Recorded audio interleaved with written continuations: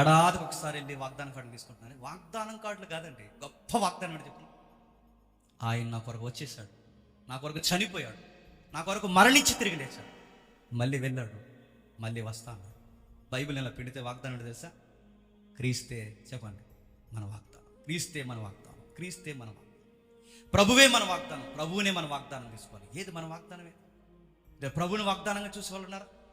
ప్రభు దగ్గరికి వెళ్ళి ఈ ఏడాది మాకు ఏ వాగ్దానం ఇస్తాం, ఇంక ఏడాది అంతా గాలిదిరులు తిరిగాం, మళ్ళీ ఈ ఏడాది కూడా మేము గాలిదిరులు తిరుగుతాం, నీ రెక్కల చోటన గ్యారంటీగా మమ్మల్ని కాపాడుతావు అనడానికి ఓ లైసెన్స్ ఇస్తావా అని అడుగుతున్నాయి. ఏంటో లైసెన్స్ చెప్పండి.